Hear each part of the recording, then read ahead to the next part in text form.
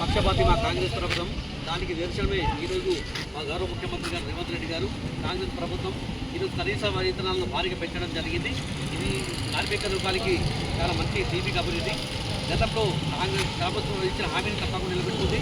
గతంలో టీఆర్ఎస్ ప్రభుత్వం ఇచ్చిన హామీని నిలదొక్కలేకపోయింది. కానీ మా ప్రభుత్వం ఎన్ని ఇబ్బందులు ఉన్నా కనీస వేతనాలు పెంచుకుంటూ ఈరోజు నిర్ణయించుకోవడం జరిగింది. గతంలో కేవలం కార్పొరేషన్లు మున్సిపాలిటీకే పరిమితమైన ఈ కనీస వేతనాలు ఈరోజు గ్రామ స్థాయి కూడా పెంచడం జరిగింది. ఈరోజు 4 స్టైల్గా skill, unskilled, on skill, high skill అనే రకంగా 4 రకాలు విభజించి వారికి కూడా భారీగా వేతనాలు పెంచడం జరిగింది. ఈరోజు దాదాపుగా తెలంగాణ రాష్ట్రంలో 1,11,00,000 మందికి ఈరోజు లబ్ధి చేసుకుంటుంది.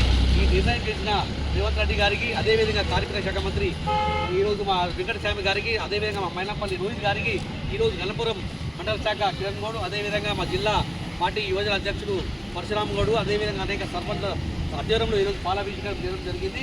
ఇది చాలా దీపికాభివృద్ధి. మా కాంగ్రెస్ ప్రభుత్వమైన పక్షపాతి ప్రభుత్వము కార్మికుల పక్షపాతం మరోసారి నిరూపించడం జరిగింది. జై హింద్, జై కాంగ్రెస్.